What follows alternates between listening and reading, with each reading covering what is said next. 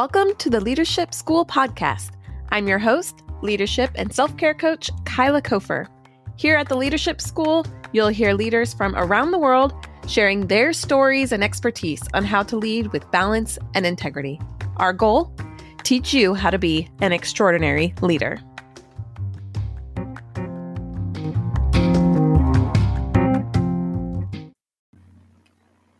Anchor Podcast is the easiest way to make a podcast. Not only is it free, but it has everything you need, including creation tools that allow you to record and edit your podcast right from your phone or computer. For me, in just a few minutes, I was able to go from an idea to a reality of having my podcast launched and out there. Anchor not only distributes your podcast for you on all platforms, but it has everything you need in one place. You can download the free Anchor app or go to anchor.fm to get started. Joining me today is Dr. Steve Yacovelli. He's the owner and principal of Top Dog Learning Group, a leadership, change management, and diversity and inclusion consulting firm for Fortune 500 companies. Dr. Yacovelli has written books and articles on a variety of topics. His most recent book, called Pride Leadership: Strategies for LGBTQ Professionals to be the King or Queen of Their Jungle. Today, he's with us sharing leadership competencies and steps to resiliency. You'll definitely want to take notes on this one. Join me to welcome Dr. Steve Yacovelli. Dr. Steve Yacovelli, I am just so honored to have you here on the Leadership School. You just have so much amazing experience and expertise to bring. So thank you so much for being here. Why don't you just start by telling us a little bit about yourself? Thank you, Kyla. I'm excited to be here. And hello, everyone. My name is Dr. Steve Yacovelli. My pronouns are he, him, and his.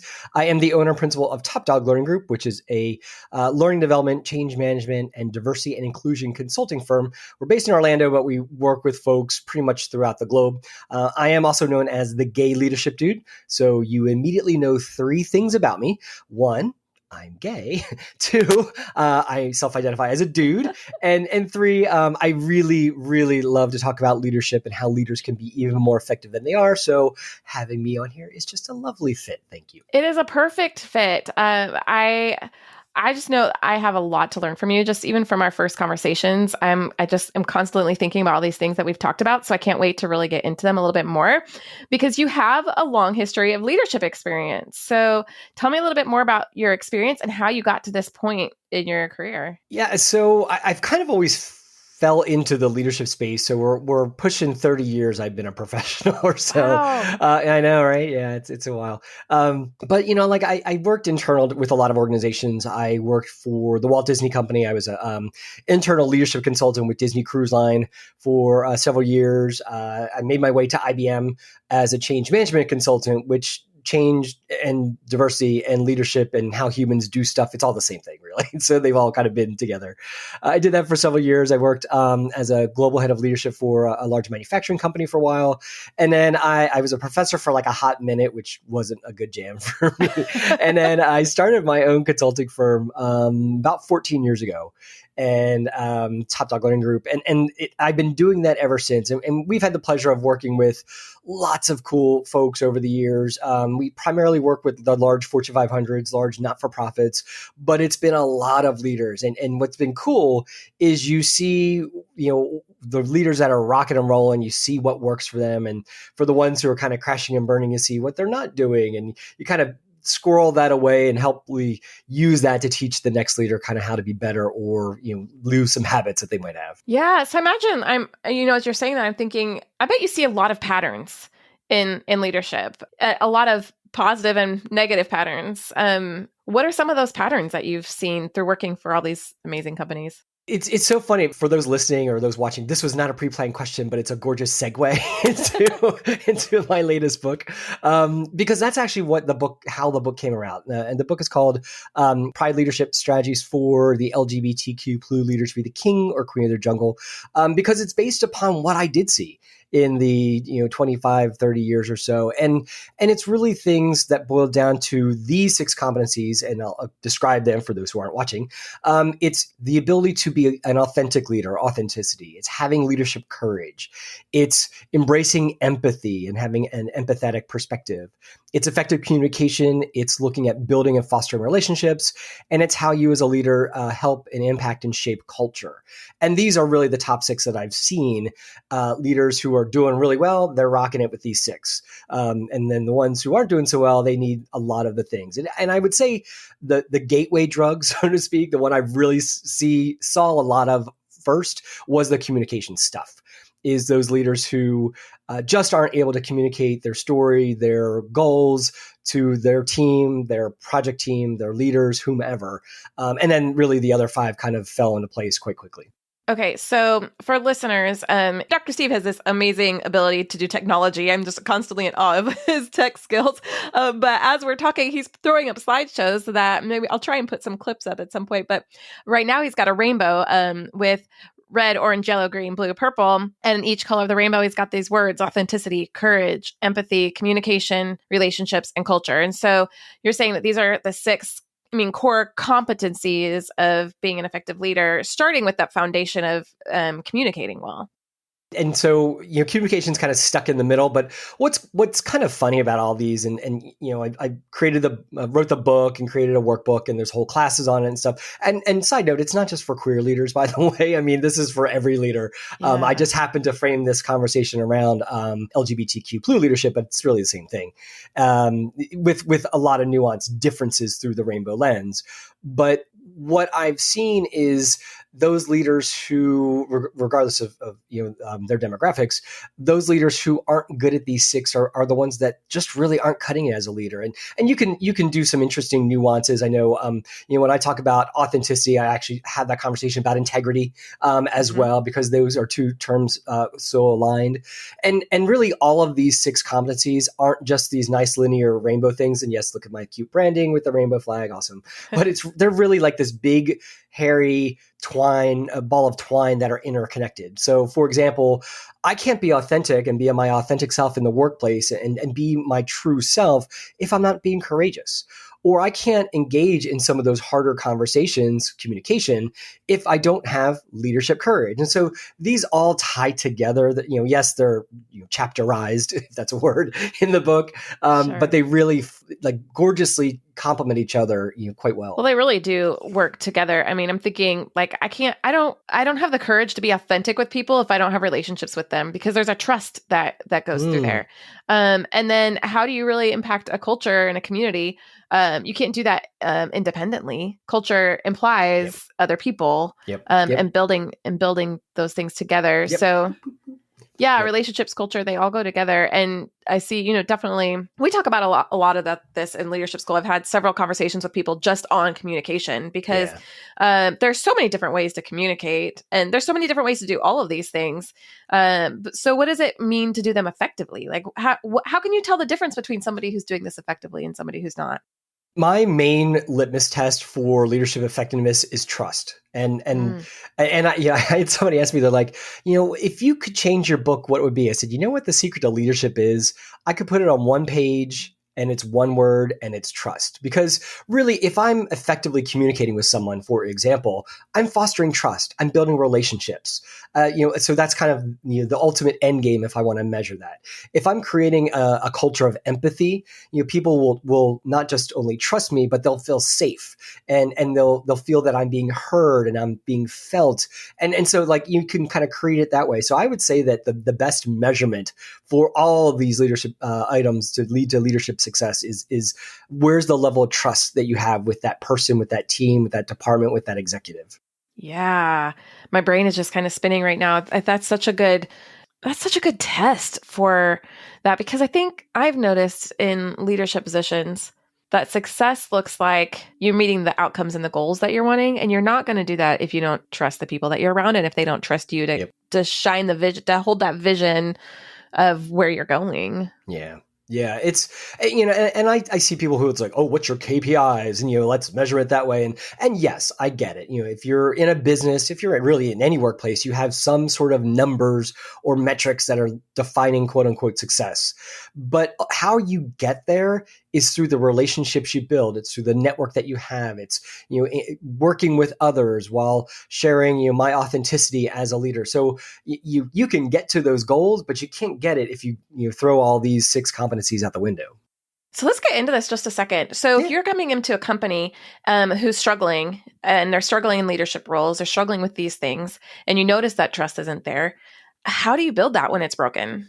Where do you start? You just start somewhere. And if I know that ultimately what I'm going to do with a client partner is start to ultimately build trust or create a culture of trust within the workplace, then where can we start? Well, let's start with, teaching leaders how to provide effective feedback, because a lot of organizations say, oh, we're a feedback rich culture, but are you? Let's analyze that. Let's ask that question. What's the emotional loadedness when someone says, I have feedback for you? Oh gosh, I get all icky and cringy. Well, it shouldn't be that way. If we're doing feedback as a true leadership tool, then it should be either neutral, or it really should be, if it's the gift of feedback, bring it on. Help me be better.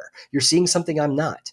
And so if you start with something little like that, like, hey, let's talk about an effective feedback model and get your people to use it.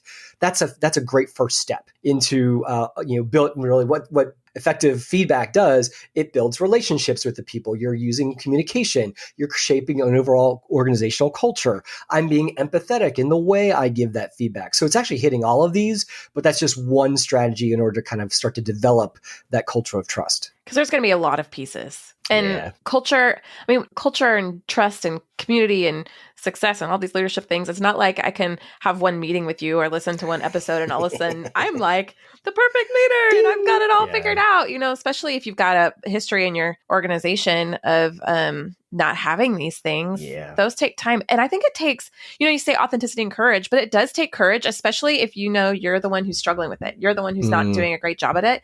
You have to be willing to say, I need to do something better. I need to change the way I'm operating. That's hard as an adult. Well, I'd say embedded in the whole conversation on empathy is ego and self-awareness. And in my book, I talk about having a drone perspective, which one is cooler than helicopter perspective because drones are just cooler. But you kind of get into your own drone and you zoom above you and you're able to kind of look at what you're doing as a leader, hear what you're saying as a leader, and really analyze it. It's the core of mindfulness, quite frankly. It's nothing I invented. I just put a cool name on it. But it's mindfulness at its basic. And so many leaders, and Kyla, like you said, especially as you get further in your career, that skill to be able to really look at your actions and words in a non-judgmental manner can get harder and harder. Obviously, we can unlearn it, but the shiny new leader out of the box has a little bit more of an advantage, quite frankly, because they haven't learned some bad behaviors. Oh gosh, I'm just thinking about all the bad behaviors that I've seen people.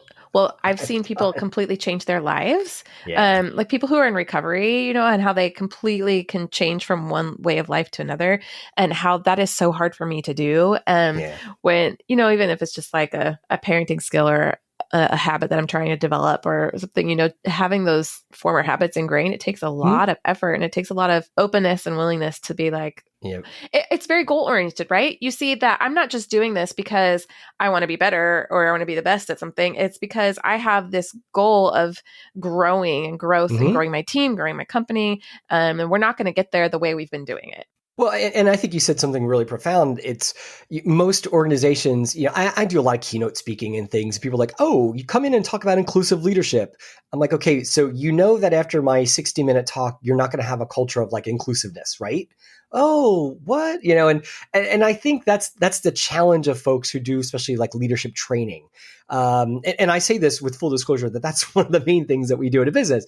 But I go into every training engagement with a client partner and say, look, I approach this like change management. Why? Because when I was at IBM, I learned what change management really is. And just think about yourself, everybody listening or watching.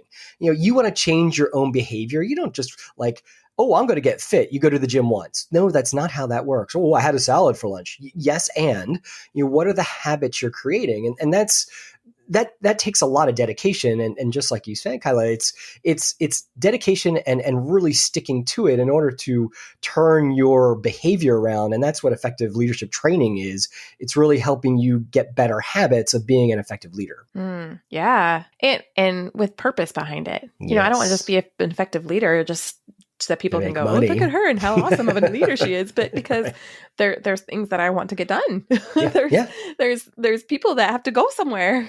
And you want to do it and get those goals in hopefully in a cool way. I mean, you don't want to see all the bumps and bruises of the people on your team in order for you to like, yay, I made the top of the heap. No, and if you're doing this the right way, you want to do it where everybody is engaged, everybody's feeling good, and you get to that goal, whatever that is, and like, look what we all did together. That's pretty rock star awesome. Yeah, and that's that company culture that you're building together, that organizational culture that you're building of people wanting to work together towards something and hopefully bringing up other leaders in the process. Yes. Awesome. You mentioned a minute ago doing keynote speaking and doing a lot of conversations on inclusivity. So I feel like I would be remiss to neglect that part of this conversation because you do have the gay leadership dude in your title. And so we know that you talk about inclusivity, which is amazing. And I know, this is twofold. We are doing a lot of conversations about this right now, which is really wonderful. And I see our culture shifting to being more inclusive. And I'm so proud of that. I think we have a very long way to go. And I'm also very sad that we haven't been doing this for a long time. So I have all these emotions right now for this conversation. But I think that also it is always the responsibility of the learners to say, I want to learn about this, and not necessarily the responsibility of the people in the community to say, I'm going to teach you. Yes. Does that make sense? Oh, yes. Putting the burden of education on the quote unquote other. So, coming to me, hey, now granted, I kind of threw it out there as the gay leadership dude. Yeah, you can come to me and that's fine. But, but going to, our Black and brown brothers and sisters and siblings and be like, teach us about this, that's not fair. Don't do that. However, if they offer, then great. But the other thing that I always share with folks is, you know how to Google everything. Do some work on your own to show that you want to be a good ally, that you want to understand the other perspective, and then have those conversations. Don't put the ownership on all the minority groups to teach you what you should know as a future ally. And be aware, like for me personally, I'm aware that there's going to be some times I'm probably going to really get it wrong. Yeah. Because I am learning, because I'm not in a queer population. So it is a learning curve for me, especially coming from the background that I came from. But that's okay. I think about when we're learning another language, that when someone comes to me and they're attempting to speak English, I don't make fun of them for getting the word wrong. I might correct them or tell them the correct word. If they're like, what's the word for this thing? You might tell them, but I'm not going to make fun of them. In just the same way that I want to learn. I want to make sure that I am being inclusive, especially in my leadership, because it's important. It's kind. It's loving. It has integrity in it, and those are important things. So, how can we do that? What I've tried to do, and there are so many wonderful voices out there talking about diversity, inclusion, and creating that sense of belonging in the workplace. And how I personally approach it is to create consciously inclusive leaders. That's kind of like my jam. That's what, it is a chapter in my book, but it's just all the things that I've been doing with my work in leadership is for leaders to be thinking about how can I create that sense of belonging for everyone, and it's not just, for, gender and gender identity. It's not just for people of color or different religions or neurodiversity or insert any other difference here. Awesome.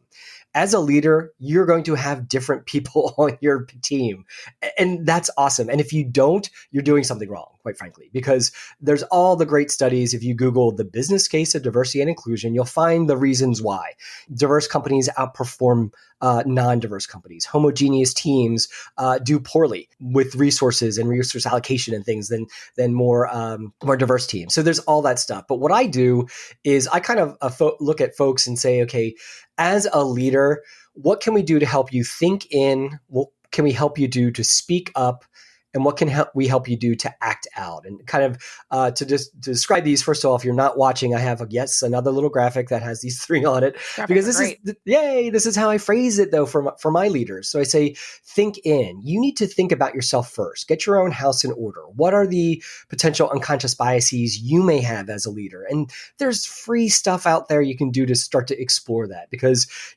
there's good news and bad news. The bad news is, if you're breathing or you're human or both, you have some sort of bias, which I would venture a guess that that's most of the folks listening to this podcast or watching on YouTube. I think that's fair to say. I think it's a good assumption.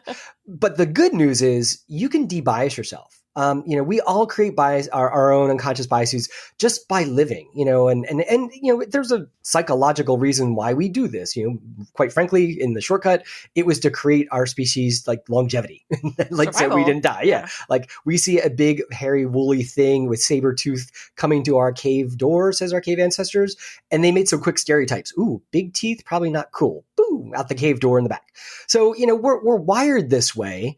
But, we as leaders now, bringing it to the leadership focus, we need to be mindful that we have some biases and we need to know what they are so that we can begin to de-bias ourselves. So that's kind of the think in approach. The speak up is really looking at the folks around you, and whether that's your team, your department, your project, whatever, and thinking about what's the environment I'm creating to be inclusive. And a lot of times I have a conversation about inclusive language here. I talk about how you mitigate silent collusion. And if you're not familiar with that term, that's when somebody says a really disparaging remark against some group, doesn't even have to be your group, and no one says a word to refute it. And that assuming includes jokes. Yeah. Definitely Oh, absolutely. jokes. Absolutely. Yeah. It can be said, it can be written, but as a leader, when someone does that, and I use an example, a real world example that happened where this senior executive who wrote the checks for our big project we were doing, and it was the final rah-rah meeting. And just as we're about to have that final rah-rah meeting, and there's about 40 people in the room, you hear that senior executive, who's male, and that's important to the story because he said, well, all women drive. And at that moment, no one in that conference room said a word. And so we were all at that moment engaging in silent collusion. We were quietly supporting that stupid remark that executive said. And so in the speak up, I share with leaders how they can mitigate that, how they can not let those moments go. And at the very minimum, let it be known that you don't agree with it, because as a leader, people are always watching you. And so we need to be mindful of that. So one thing that comes to mind is there's a lot of emotion in those kinds of situations. Mm-hmm. And it is a challenge to respond without being antagonistic. Mm-hmm. So how do we do that when we speak up? Someone makes that comment in that example. How do you speak up without being like, well, you're a jerk? I mean, I'm using mild language, but how do you speak up and say, without yelling or trying to shame that other person? Sure. Because sometimes it's an education thing, or they just didn't realize they were being stupid, or they're in our conscious head. Yep. Yeah. And they're saying something that people have said for dozens of years, so it's not a surprise to anybody to hear a comment like that. Yeah. So how do you be the one to speak up? I mean, you've got all those competencies. You're going to be courageous to, first of all, to say something. What do you say in that moment? Yeah. And so what I did is in my book, Pride Leadership, and actually we'll put it in the show notes because I created a free, self-paced learning on it. There's 6 strategies that you can actually do to mitigate silent collusion in the workplace. And just because I'm a nerd and former Disney employee and all this, I had to have a cheeky acronym. So it's called MOPSAM, MOPSAM. And those are the 6 strategies. And so, for example, the A in Sam, MOPSAM, and I introduce a little dog named Sam who helps you guide. It's really cheeky. I get it, but it's branding. I know. No, it's just cheeky branding. But it's in all seriousness, having a doctorate in education, how adult learners need to remember stuff. And so MOPSAM is in that moment when someone says, women drive, that you can pull one of these out of your back pocket, which was the idea. So the A in MOPSAM, it's you ask a question. It's when that, women drive. And it's so what did you mean by that statement? But now we're getting to what you said about emotion. I can say the same words, but we'll say Bob is the name of the executive. Bob, what did you mean by that statement? Versus Bob, what did you mean by that statement? Yeah, way different meaning. Yeah, the tone makes a difference. Yeah, it does. It's those nonverbals, or I suddenly fold my arms against me or whatever. So as a leader, this is again getting back to the empathy. Now we're talking about emotions, and we have to keep, and emotional intelligence is half about you and understanding your emotions, half about the others. And so you need to be mindful of that, getting back in that drone again, and really thinking about like, well, right now, are my emotions in check that I can address that question to that person? And, you're doing all these little mental gymnastics in that moment. And this is what happens to a lot of leaders because they don't know the Mop Sam thing. So they kind of let it slide. And so what just happened in that moment? One, you probably supported a statement you don't agree with. So there's that.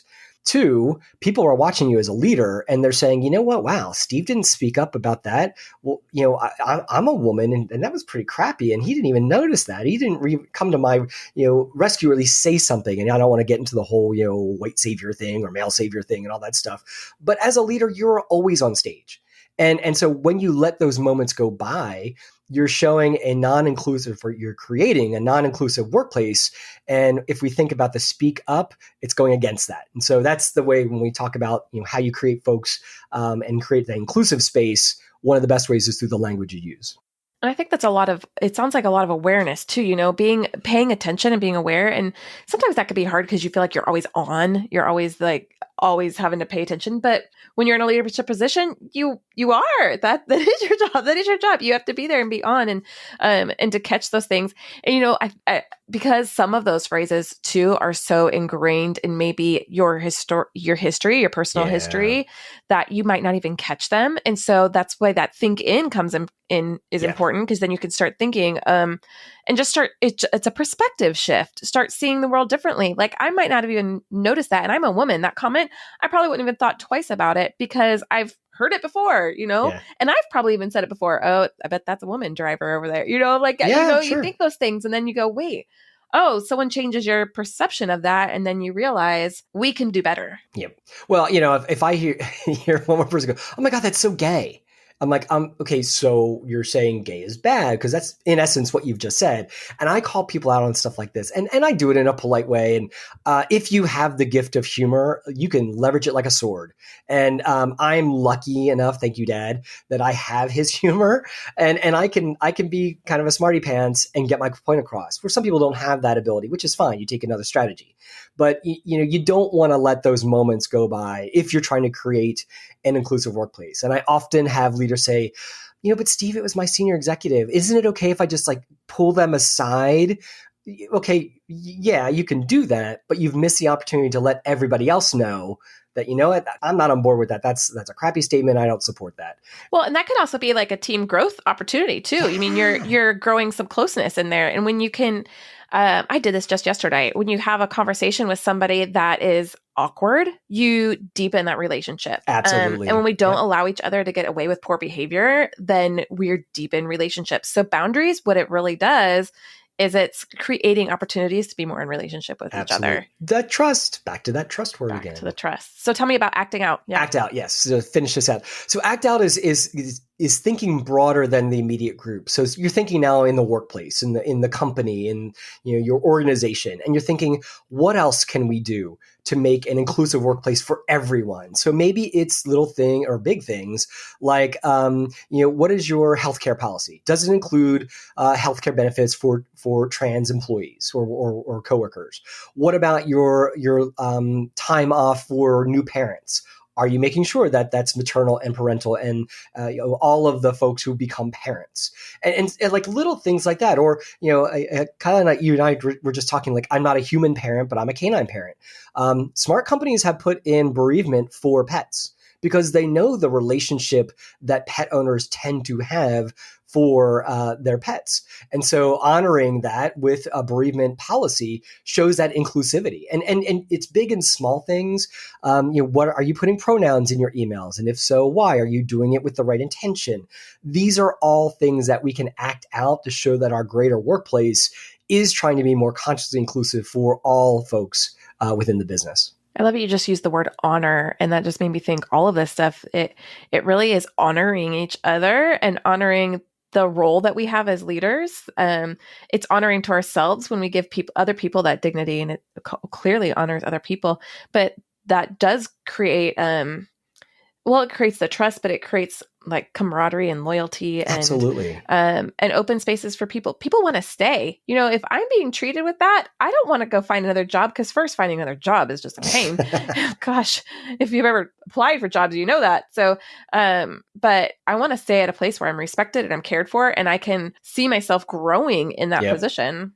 And you bring your best self to work. You do. I mean, studies have been shown, if I'm in a place where I feel a sense of belonging, I'm going to stay. I'm going to give you my all. And that just makes for a better output for your business, whatever that business is. What does it look like to, since we're talking about inclusivity, how does it look in a company to be inclusive with someone who really has a lot of struggles, and lead somebody who has a lot of things going on? So maybe they have a lot of medical issues, a lot of family issues. You've got when it's stacked, when they might have something stacked. How do you create spaces for that and allow them to thrive, but also realizing that your company has to thrive? So how do you make space for that? This is where workplace policies are really important, and really well-designed ones, not just ones slapped on the wall.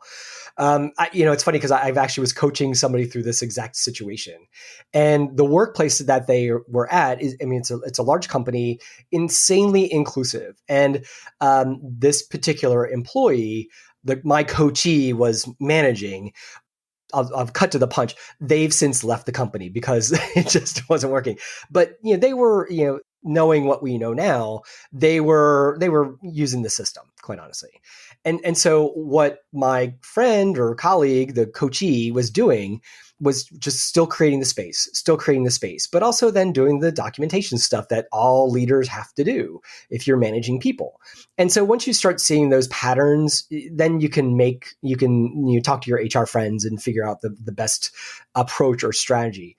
But what he kept doing, and this is what I recommend for everybody, is you lean on the workplace values and the workplace vision and mission. A big or small company, doesn't matter. You've defined those workplace values. And what's a value? It's basically how you're supposed to do the work. And so if, integrity is part of that, for example, and if the company's smart, they've written what integrity looks like in that specific workplace. So now you have, for my teacher friends in the room, you have a rubric. You have a way to measure what that looks like or what that can be seen and observed.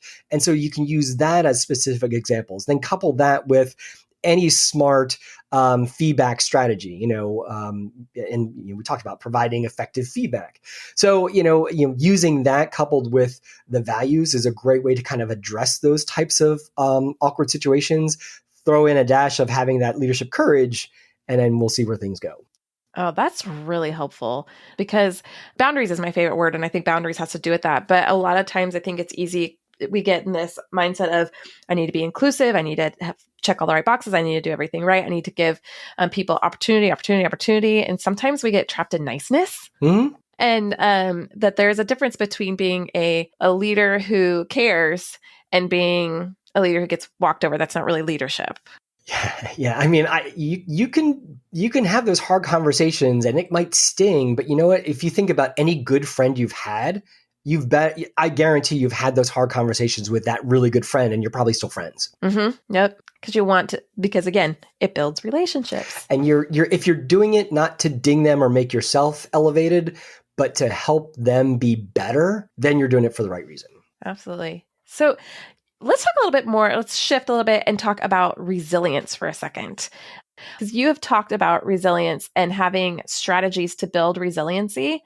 So how do we build resiliency, and how does somebody be resilient in times of change, especially, like we've seen over the last couple of years where we've had to work through a lot of different changes?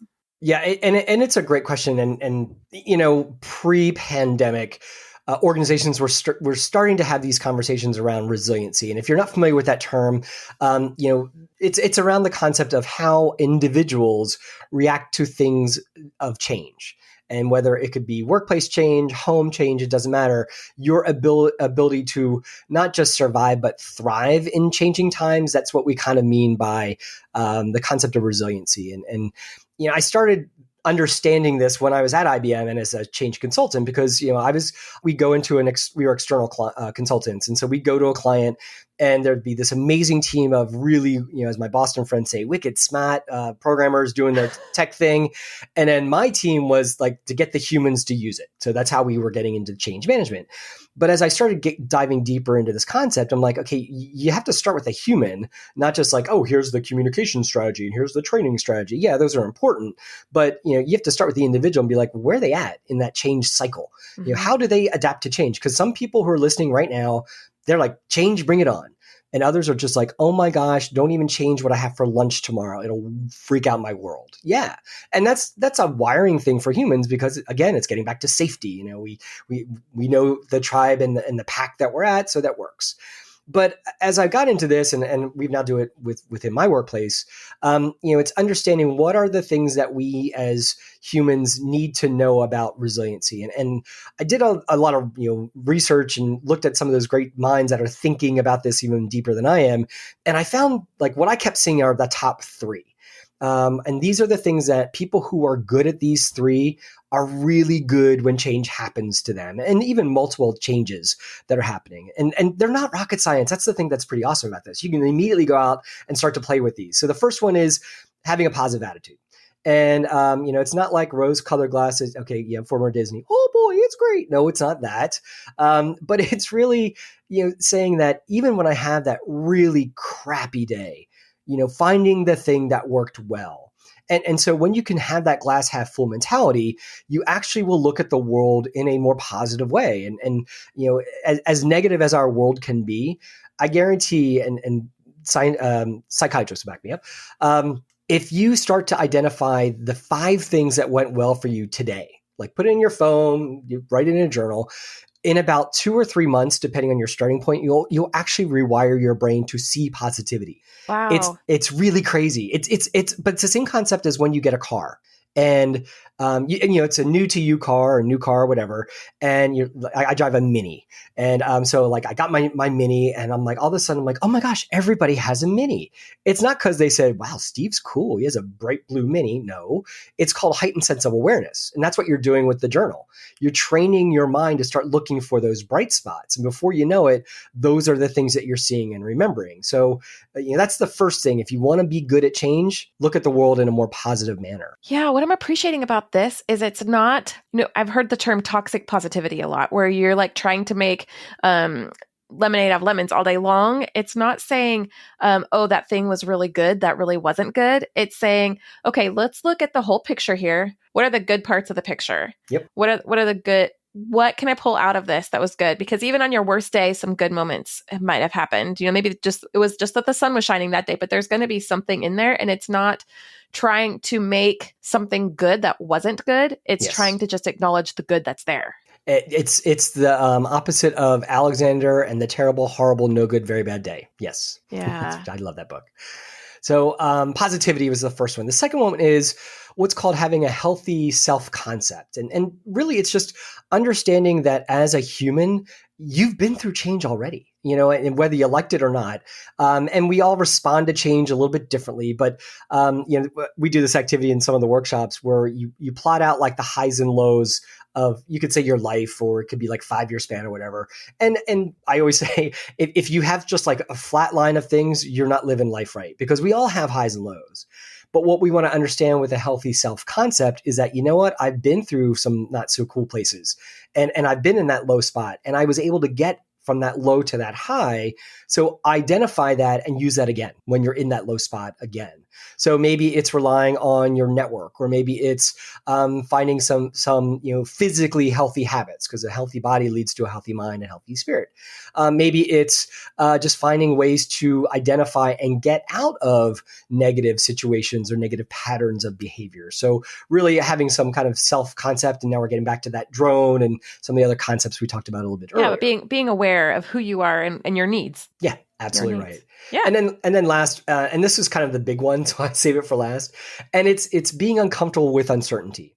But those who do really well in times of change can be comfortable with that uncertainness. And one example would be, when something happens, and I use a running example in my workshops of someone loses their job. And, first of all, it's not the, oh, woe is me kind of thing. Yeah, that sucks. That stinks. That's terrible. It happens. It's happened to me many, many times. Trust me, I have a lot of empathy and sympathy. But when that happens, where do you focus your energy? And so what we do in my workshops is you think of like a big thing. Oh, I lost my job. So what are your big concerns? Cash flow, healthcare, perception of people around me, finding a new job within my workplace or within where I live. And so you start to plot out, okay, well, which ones can you control? Like I can control cash flow. I can go get a job at Starbucks if I really need to think that. I can start selling my wares on eBay or whatever, but I can get cash flow to some extent, and yes, I understand I'm a white cisgender gay dude saying this, and I get it. But that's the first thing. Where can you control your action steps? Then maybe think about the things that you can't control, but you can influence. So maybe it's that perception of what others think, and I can share with them, well, my company downsized, the economy wasn't where it was because of a pandemic. I mean, we can help influence that perception, but you can't control it. People are going to have their thoughts and ideas. Or it's the layer out, the last layer, which is things you can't control nor influence.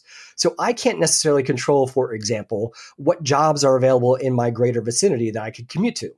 Now, given what we know, maybe I can telecommute. Who knows? But I can't control those things. So we say smart people who are resilient don't focus their energy on those things. But often we do, and that's the weird part. When we're in changing situations, we try to move the mountain when the mountain's not going to move. So where's that little tiny rock that we can move, at least to make some sort of movement and let us feel a little bit better about the changing situation? Yeah. Would you say sometimes too, when we get in those situations that sometimes it feels like we're dizzy, like you're just spinning, or it's like Fantasia, where everything's coming, all these colors and things are happening all at one time. Whereas when you can separate them and distinguish them a little bit, you can say, okay, I'm uncomfortable with the uncertainty of this specific thing. Yes. So now I know that thing, what it is, and now I can find a solution for it. Yeah, and it's a lot about it, channeling your energy on the things that you really can make a difference on. I always use the quote, "Don't be consumed worrying about the weather. Instead, spend your time learning to dance in the rain." I wish I knew who said that, but my uncle always used to say, "Well, you're going to have weather whether you like it or not," and it's kind of the same concept. So I live in Florida. We always have rain, but sometimes the rain's only going to last for like 15 minutes. Cool. So you just kind of, expect it, you plan it, and you kind of move on. And so many people, though, worry about the things they can't control, that weather, when they should just learn how to dance in the rain. Yeah. Yeah. I was chuckling a little bit when you were talking because I always ask that question, what can you control? And every time I ask it now, my family, they just kind of roll their eyes. They're like, stop asking that question. Asking questions. I'm like, well, you're upset. So what can you control? Exactly. But that's a great question to ask. And a lot of people just don't ask themselves that, which is kind of fun. I know. It has always helped me. I remember when the person who first asked me that question, and it just took me by surprise because all of a sudden I realized, oh, there are things I have control over, but there are things that I don't. And why am I worrying about them? Yeah. Cool. Well, I want to ask you the same questions that I ask everybody. Yes. I know we've skirted around them, but what does integrity mean to you as a leader? Integrity is really the foundation for what you as a leader are expected to do. And you really can't jeopardize the integrity that you're sharing with others. And as I shared earlier, to me, integrity is your authenticity. And so you understand that those two concepts are so tightly tied together. But integrity for me is, and there's the old adage, I'm doing the right thing when no one's watching. Yes. And it's also from a heart-centered perspective as well. Excellent. Yeah. It's something that we all have this picture of in our minds of what it means. But spelling it out, it's different when you say it out loud.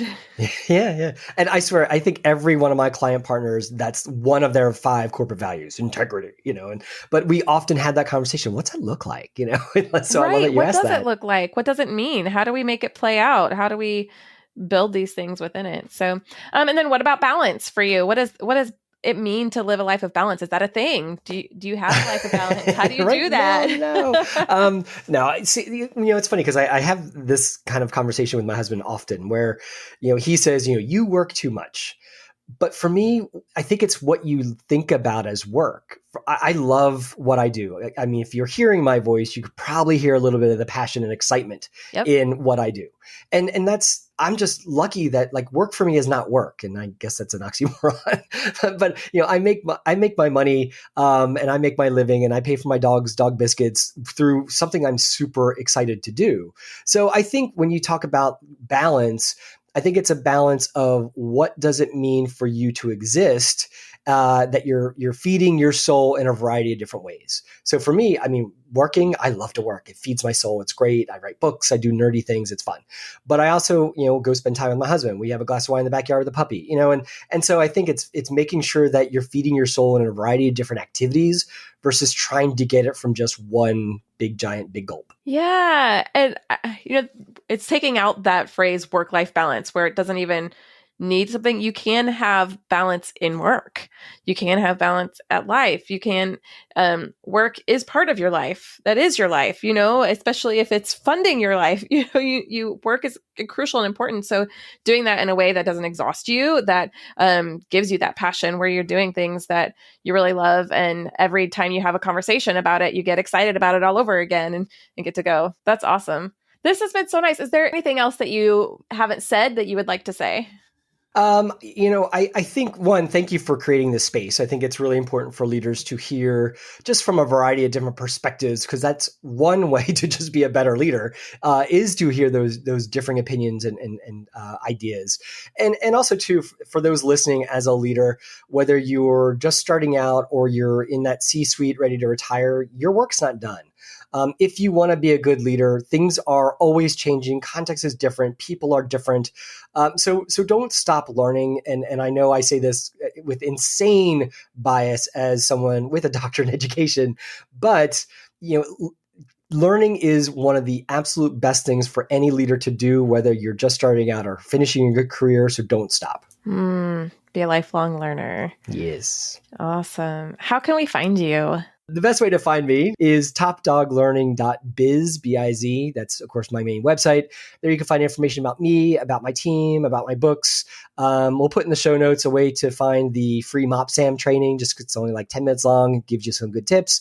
And then you can reach out to us if you have any questions, comments, or concerns about topdoglearning.biz. Awesome. Well, I'm definitely going to be looking that up. And your book is out and it's available. It's available on Amazon? Oh, yeah. Yes. Tell me the name of your book one more time. The third book. So there's the dissertation was the first book, which was a nightmare. My second book was called Overcoming Poopy E-Learning, because my doctorate is actually in instructional technology and distance education. So I was doing Zoom before it was cool.